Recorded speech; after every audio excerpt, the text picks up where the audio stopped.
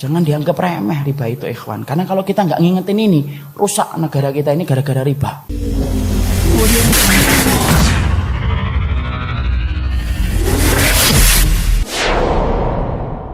Antum pernah mendengar kisah nyata yang ditulis oleh seorang ibu ketika dia menuliskan tentang bagaimana haramnya tentang masalah riba. Dia cerita, kami dulunya adalah keluarga yang baik. Mengisi kegiatan kami setiap waktunya dengan mencari ilmu. Sampai satu waktu suami saya kepentok bisnisnya dan berkata, "Dik, ini kelihatannya bisnis kita ini tidak akan pernah besar kalau kita tidak pinjem. Modal kita cekak, bisnis kita tidak akan besar ini kalau kayak gini." Akhirnya kemudian sang istri berkata, "Ya sudah mas, cari itu. Carilah suami pinjaman yang tidak bersentuhan dengan riba. Karena dia sudah ngerti ilmunya, sudah paham. Riba itu merupakan sesuatu yang sangat dibenci sampai dipermaklumkan perang oleh Allah dan Rasulnya." Dia cari, kepentok. Bukannya sabar.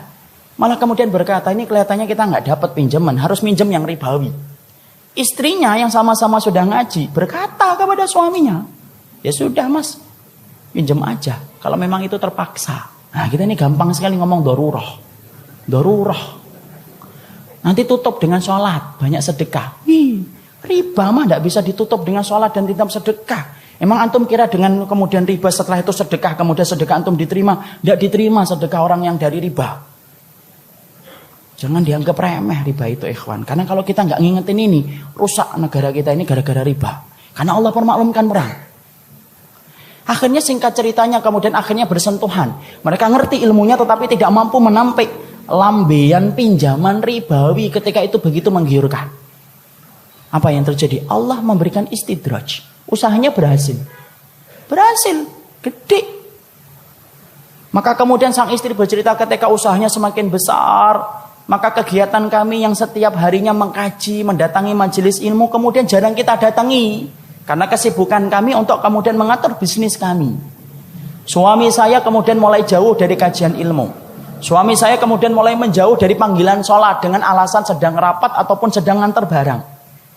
Puncak-puncaknya kemudian terjadilah satu dosa besar yang dilakukan oleh seorang suami di mana istrinya tidak lagi bisa memaafkan.